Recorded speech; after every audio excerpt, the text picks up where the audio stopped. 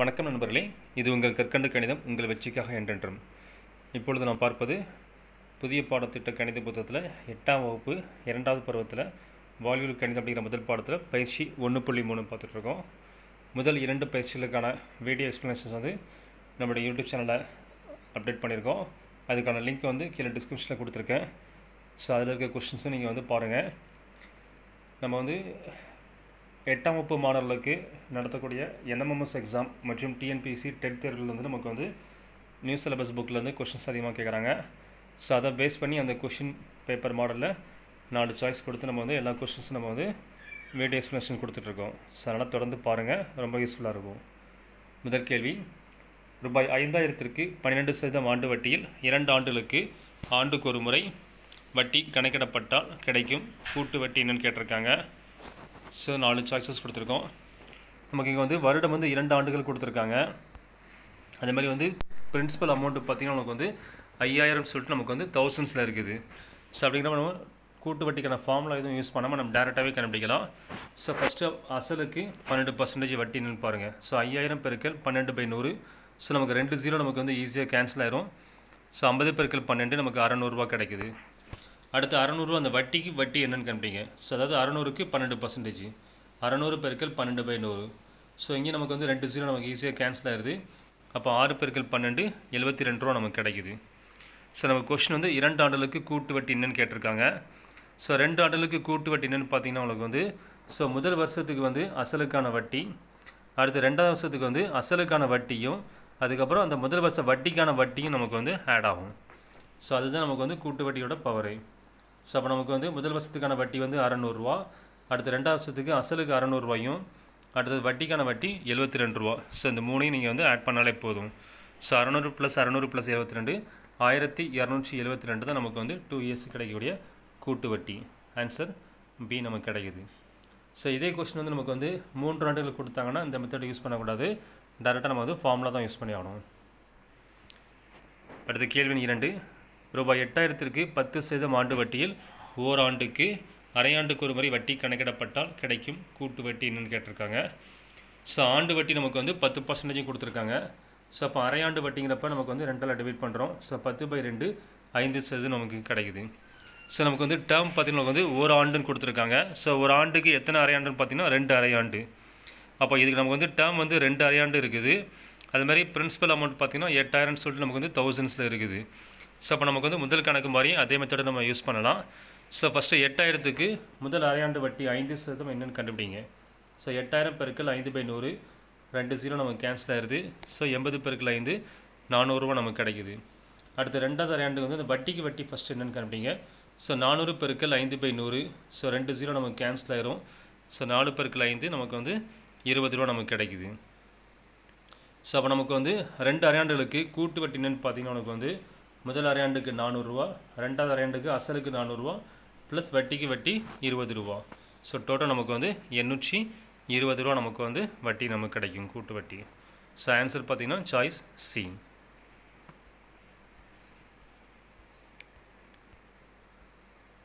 அடுத்த கேள்வி 3, ஒரு நகரத்தின் மக்கள் தொகை ஆண்டுதோறும் 10% அதிகரிக்கிறதுன்னு கொடுத்துருக்காங்க. அதனுடைய தற்போதைய மக்கள் தொகை வந்து 26,620 கொடுத்துருக்காங்க.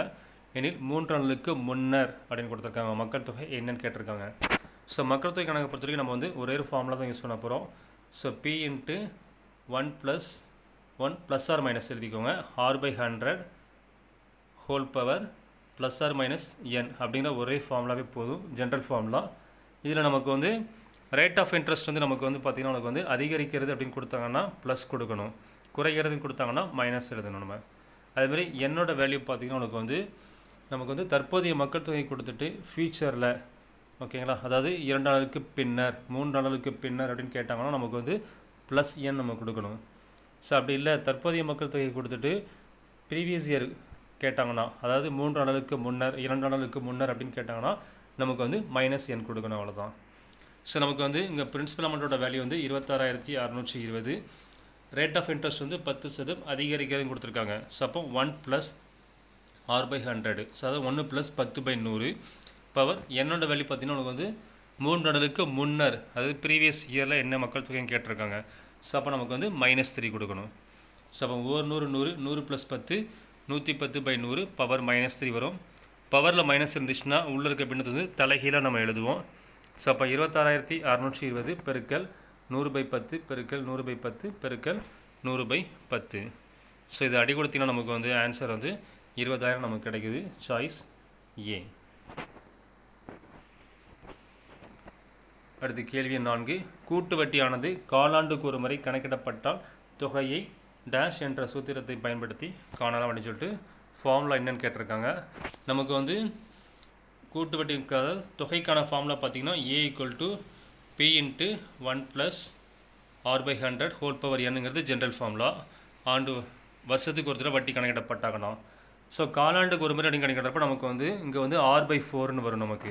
ஏன்னா நமக்கு வந்து 3 மாதத்துக்கு ஒரு வாட்டி நமக்கு வந்து 4 டைம்ஸ் நமக்கு வந்து வட்டி கால்குலேட் பண்ணுவாங்க. ஸோ R/4 வரும். அதுமாதிரி n வந்து நமக்கு வந்து 4ஆல் நீங்கள் மல்டிப்ளை பண்ணிக்கணும். 4n அப்படிங்கிறது வரும் நமக்கு. ஸோ அப்போ நமக்கு ஃபார்முலா பார்த்திங்கன்னா நமக்கு வந்து P × 1 + R/4/100 பவர் 4n வரும் நமக்கு. ஸோ இந்த 4 நமக்கு வந்து கீழே வந்துச்சுன்னா 4 × 100 400 நமக்கு வரும். ஸோ அப்போ நம்ம ஃபார்முலா வந்து P × 1 + R/400 பவர் 4n அப்படிங்கிறத நமக்கு ஃபார்முலா. Choice C.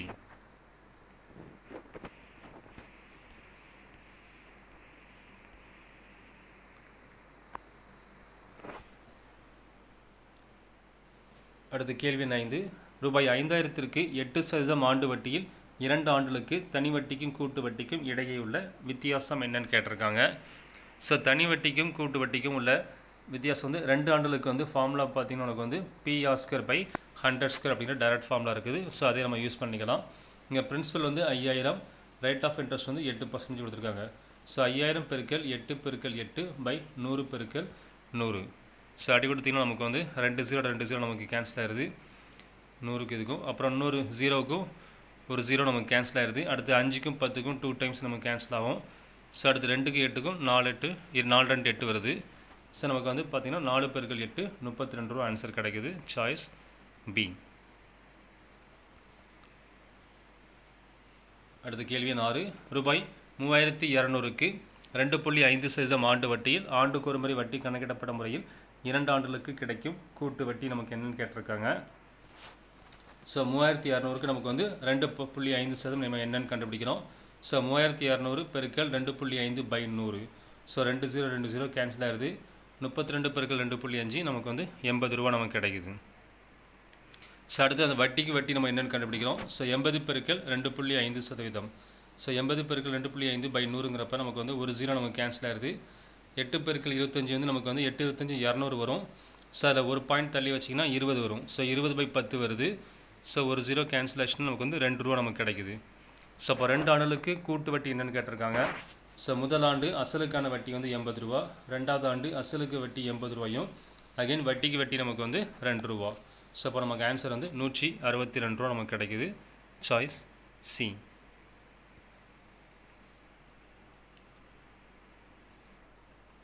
கேள்வி எண் 7. ரூபாய் 15,000க்கு 2 ஆண்டுகளுக்கு 6% ஆண்டு வட்டியில் ஆண்டுக்கு ஒரு முறை வட்டி கணக்கிடப்பட்டால் கிடைக்கும் தனி வட்டிக்கும் கூட்டு வட்டிக்கும் இடையே உள்ள வித்தியாசம் என்னன்னு கேட்டிருக்காங்க. ஸோ நமக்கு டேரெக்டாக ஃபார்முலாவே இருக்குது. PR²/100². ஸோ 15,000 பெருக்கல் 6 பெருக்கல் 6/100 பெருக்கல் 100. ஸோ நம்ம கேன்சல் பண்ணினா நமக்கு வந்து ஆன்சர் வந்து 54 ரூபா கிடைக்குது. கூட்டு வட்டிக்கும் தனி வட்டிக்கும் இடையே உள்ள வித்தியாசம். Answer D.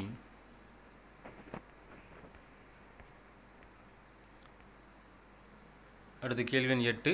ரூபாய் 4,000க்கு 10% ஆண்டு வட்டியில் ஆண்டுக்கு ஒரு முறை வட்டி கணக்கிடப்படும் முறையில் 2.5 ஆண்டுகளுக்கு கிடைக்கும் கூட்டு வட்டி என்னன்னு கேட்டிருக்காங்க. ஸோ நமக்கு வருடம் வந்து நமக்கு வந்து மிக்சட் ஃப்ராக்ஷனில் வருது 2.5 ஆண்டுகள்னு சொல்லிட்டு. ஸோ நமக்கு அமௌண்ட்டுக்கான ஃபார்முலா பார்த்திங்கன்னா A = P × 1 + R/100 whole power n. So நமக்கு வந்து பிரின்சிபல் வந்து 4,000 பெருக்கல் 1 + 10/100. இங்கே 2.5 ஆண்டுகள்ங்கிறப்ப நம்ம வந்து 2 ஆண்டுகளுக்கு ஃபஸ்ட்டு n = 2ன்னு போட்டு 2 ஆண்டுகளுக்கு தனியாக கால்குலேட் பண்ணணும். அடுத்து பெருக்கல்னு எழுதி அடுத்து அரை ஆண்டுக்கு வந்து 1 + அகெயின் R/2. ஸோ அந்த அரை ஆண்டுக்கு 1/2ங்கிறது இங்கே மல்டிப்ளை பண்ணிக்கணும். ஸோ 10/2/100 அப்படின்னு வரும் நமக்கு. ஸோ அந்த அரை ஆண்டு கணக்கு வந்து தனியாக வந்து 1 + R/2/100 நம்ம மல்டிப்ளை பண்ணணும். ஸோ அப்போ நமக்கு வந்து 4,000 பெருக்கல் 100 + 10 110/100 பவர் 2 வரும். அதேமாதிரி நமக்கு வந்து 10 2 5 வரும் நமக்கு. ஸோ 1+5/100 நமக்கு கிடைக்குது. ஸோ அப்போ நமக்கு வந்து 4000 பெருக்கல் 110/100 பெருக்கல் 110/100, ஏன்னா 2 டைம்ஸ் இருக்குது. அகைன் நமக்கு அடுத்து வந்து 100 + 5 105/100 வரும் நமக்கு. ஸோ கேன்சல் பண்ணினா 2 0 நமக்கு கேன்சல் ஆயிடுது. அடுத்த 2 0க்கும் இதில் ஒரு 0வும் 40ல் ஒரு 0வும் நமக்கு கேன்சல் ஆயிடுது. ஸோ அகைன் ஒரு 0 நம்ம வந்து திருப்பி இங்கே கேன்சல் பண்ணிக்கலாம். ஸோ அடுத்து 2க்கும் 10க்கும் 105க்கும் 2 10 21 105 நமக்கு கேன்சல் ஆகுது. ஸோ அடுத்து 2க்கு 4க்கும் 2 4. ஸோ நமக்கு வந்து 2 பெருக்கல் 11 பெருக்கல் 11 பெருக்கல் 21 வருது. ஸோ அப்போ அமௌண்ட் வந்து 5082 ரூபா நமக்கு கிடைக்குது. நமக்கு கேள்வி என்ன கேட்டிருக்காங்கன்னா கூட்டு வட்டி என்னன்னு கேட்டிருக்காங்க. ஸோ கூட்டு வட்டிங்கிறது நமக்கு வந்து தொகையிலேருந்து பிரின்சிபல் அமௌண்ட்டு நமக்கு கிடைச்சிடணும். ஸோ 5082 மைனஸ் 4000 1082 ரூபா தான் நமக்கு வந்து கூட்டு வட்டி. சாய்ஸ் ஏ. அடுத்து கேள்வி எண் 9. ரூபாய் 8000க்கு 2 ஆண்டுகளுக்கு கிடைத்த தனி வட்டிக்கும் கூட்டு வட்டிக்கும் இடையே உள்ள வித்தியாசம் 20 ரூபான்னு கொடுத்துருக்காங்க. எனில் ரேட் ஆஃப் இன்ட்ரெஸ்ட் வட்டி வீதம் காண்கன்னு கேட்டிருக்காங்க. ஸோ நமக்கு வந்து 2 இயர்ஸுக்கு கூட்டு வட்டிக்கும் தனி வட்டிக்கும் இடையில வித்தியாசத்துக்கான ஃபார்முலா பார்த்தீங்கன்னா PR²/100². அதோட வேல்யூ வந்து 20 ரூபான்னு கொடுத்துருக்காங்க. ஸோ பிரின்சிபல் அமௌண்ட் வந்து 8000 கொடுத்துருக்காங்க. ஸோ 8000 பெருக்கல் R²/100² ஈக்குவல் டு 20 வரும். அப்போ நமக்கு R² ஈக்குவல் டு நம்பர்ஸ் ஃபுல்லாக நம்ம ரைட் ஹேண்ட் சைடு கொண்டு போகிறோம். ஸோ 20 பெருக்கல் 100² வந்து பெருக்கல்ல வரும். ஸோ 20 பெருக்கல் 100 பெருக்கல் 100/8000ங்கிறது நமக்கு வந்து கீழே வரும் /8000. ஸோ கேன்சல் பண்ணினா 2 0 நமக்கு கேன்சல் ஆகும். ஸோ அடுத்து 1 0 நமக்கு கேன்சல் ஆகுது. 2க்கும் 8க்கும் 4 2 8ன்னு கேன்சல் பண்ணுறோம். அடுத்து 4க்கும் 100க்கும் 25 டைம்ஸ் நமக்கு கேன்சல் ஆகுது. ஸோ அப்போ R² ஈக்குவல் டு 25 வருது. 25ங்கிறது நமக்கு வந்து 5². ஸோ 2 பக்கம் நமக்கு வந்து ஸ்கொயர் கேன்சல் பண்ணிட்டோன்னா R ஈக்குவல் டு 5% நமக்கு கிடைக்கும். Choice B.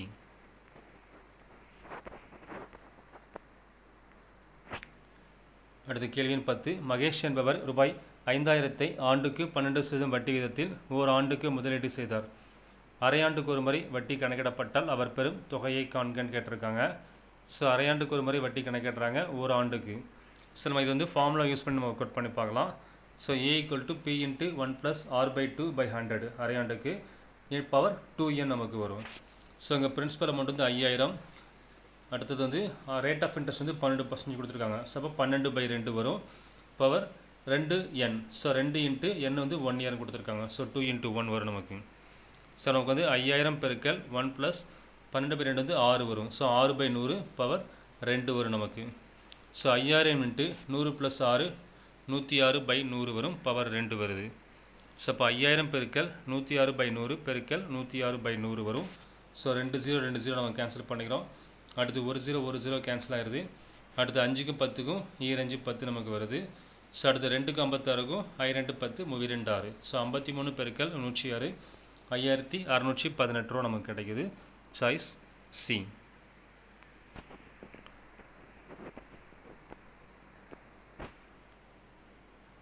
அடுத்து கேள்வி எண் 11.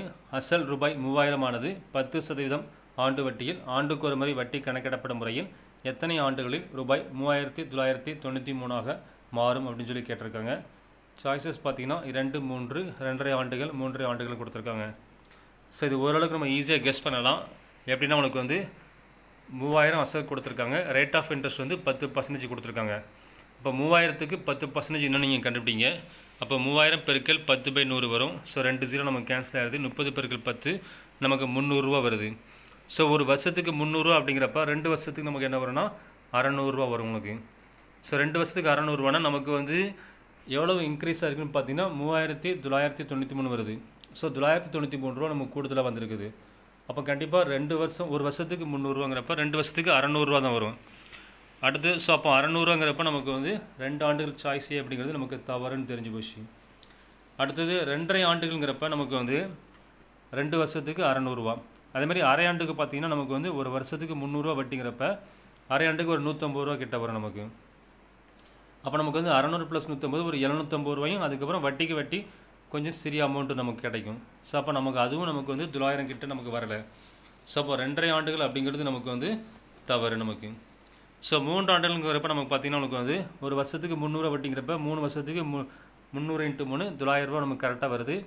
ஸோ மீதி 93ங்கிறது நமக்கு வட்டிக்கு வட்டிங்கிறது நமக்கு வந்து கரெக்டாக டேலி ஆகுது. ஸோ அப்போ 3 ஆண்டுகள் அப்படிங்கிறது தான் நமக்கு வந்து ஆன்சரு.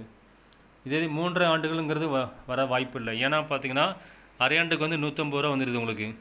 அப்போ 3 வருஷத்துக்கு 900 ப்ளஸ் 150ங்கிறப்ப நமக்கு வந்து 1000 தாண்டிடுது நமக்கு வட்டி. ஸோ அப்போ நம்ம அதுவும் தவறு, நமக்கு சாய்ஸ் டியும். ஸோ அப்போ சாய்ஸ் பி தான் நமக்கு வந்து கரெக்டான ஆன்சருங்கிறது ஈஸியாக கெஸ் பண்ணலாம். இல்லை நம்ம ஃபார்முலா யூஸ் பண்ணி பார்க்கணும்னா எப்படின்னு பார்க்கலாம். ஸோ நமக்கு ஃபார்முலா பார்த்தீங்கன்னா P × 1 + R/100 whole power n, அதுதான் நமக்கு வந்து அமௌண்ட்டு. ஸோ பிரின்சிபல் வந்து 3000 கொடுத்துருக்காங்க. 3000 × 1 + 10/100 power n equal to 3993. So நமக்கு இது வந்து 3000 நமக்கு வந்து இங்கே மல்டிப்ளிகேஷன் இருக்குது. ஸோ ரைட் ஹேண்ட் சைடு வரப்போ நம்ம டிவிஷனில் வரும். ஸோ இங்கே ஒரு ஜீரோ நம்ம கேன்சல் பண்ணிக்கிறோம்.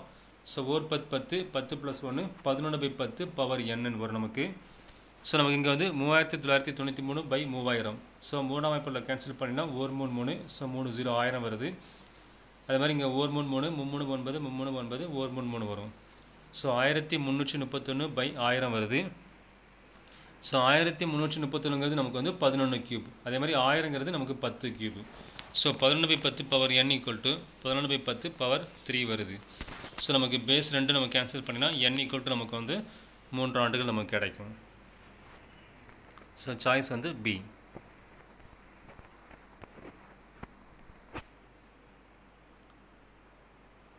அடுத்து கேள்வி எண் 12. ஓர் அசலானது 2 ஆண்டுகளில் ஆண்டுக்கு 4% கூட்டு வட்டியில் ரூபாய் 2028 மாறுகிறது எனில் அசலை காண்கன்னு கேட்டிருக்காங்க. So P × 1 + R/100 whole power nங்கிறது ஈக்குவல் டு ஏ. ஸோ நமக்கு வந்து P × 1 + ரேட் ஆஃப் இன்ட்ரெஸ்ட் வந்து 4 கொடுத்துருக்காங்க. 4/100 பவர் n ஈக்குவல் டு 2 இயர்ஸ்னு கொடுத்துருக்காங்க. ஈக்குவல் டு அமௌண்ட் வந்து நமக்கு வந்து 2028ன்னு கொடுத்துருக்காங்க. ஸோ அப்போ நம்ம 100 100 100 + 4 104/100 பவர் 2 வரும். So P × 104/100 power 2 equal to 2028 வருது. ஸோ இப்போ P × நமக்கு வந்து 104/100 பெருக்கல் 104/100 ஈக்குவல் டு 2028. ஸோ நம்ம நம்பர்ஸ் ஃபுல்லாக ரைட் ஹேண்ட் சைடு கொண்டு போகிறோம். அப்போ P ஈக்குவல் டு 2028 டிவிஷனில் இருக்கிற 2 100 நமக்கு வந்து மல்டிப்ளிகேஷனில் வரும் பை 104 பெருக்கல் 104. ஸோ அடி கொடுத்தீங்கன்னா நமக்கு வந்து ஆன்சர் வந்து பார்த்தீங்கன்னா நமக்கு வந்து 1875 நமக்கு கிடைக்குது. ஸோ ஆன்சர் வந்து நமக்கு வந்து சாய்ஸ் டி நமக்கு கிடைக்குது.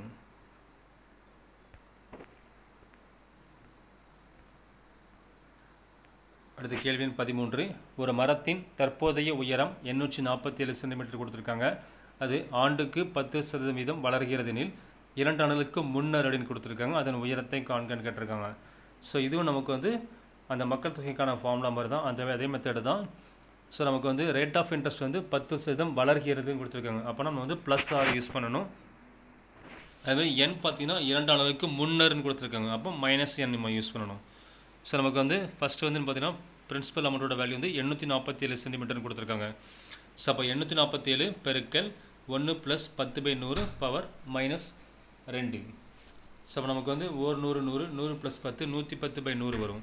ஸோ 847 பெருக்கல் 110/100 பவர் -2. ஸோ பவரில் மைனஸ் இருந்துச்சுன்னா நம்ம வந்து பின்னத்தை வந்து தலைகீழாக எழுதுவோம். ஸோ அப்போ 847 பெருக்கல் 100/110 பெருக்கல் 100/110. ஸோ அடி கொடுத்தீங்கன்னா நமக்கு வந்து 2 0 2 0 நமக்கு வந்து இங்கே 110ல் ஒரு 0வும் இன்னொரு 110ல் ஒரு 0வும் 2 0 நமக்கு கேன்சல் ஆகிடுது. 11க்கும் 847க்கும் 7 11 77 வரும். ஸோ மீதி 7 வரும். அடுத்த நம்பரும் 7 தான். So again 7 11 77. ஸோ 77 டைம்ஸ் வருது. அகைன் இன்னொரு 11க்கும் 77க்கும் 7 டைம்ஸ் நம்ம கேன்சல் பண்ணிக்கிறோம். ஸோ அப்போ 7 பெருக்கல் 100 700 சென்டிமீட்டர் ஆன்சர் கிடைக்குது. சாய்ஸ் ஏ.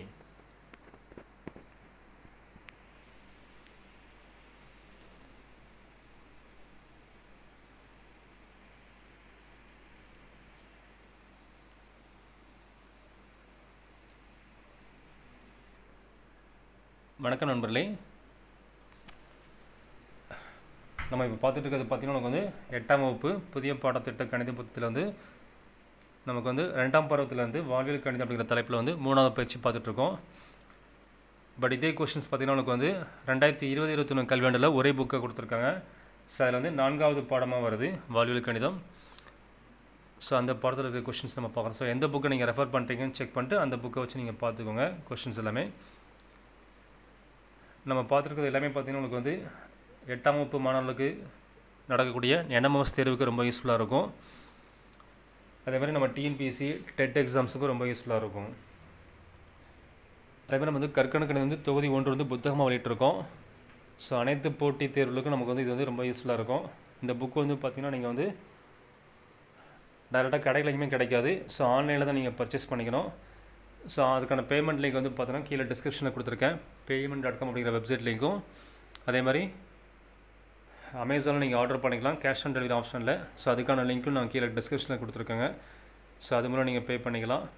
அதுமாதிரி புக்கு பர்ச்சேஸ் பண்ணுறவங்களுக்கு கற்கண்டு கணிதத்தினுடைய அனைத்து மெட்டீரியல்களும் பிடிஎஃப் ஃபைல் வடிவில் நமக்கு வந்து உங்களோட மெயிலுக்கு வந்து ஒரு கூகுள் ட்ரைவ் லிங்க் மூலமாக ஷேர் பண்ணிடுவோம். ஸோ நீங்கள் அதை டவுன்லோட் பண்ணி யூஸ் பண்ணிக்கலாம். கிட்டத்தட்ட 100 பிடிஎஃப் ஃபைல்ஸ் மேலே வரும். பேஜஸ் பார்த்தீங்கன்னா நம்பர் ஆஃப் பேஜஸ் வந்து 1000 மேலே வரும் உங்களுக்கு.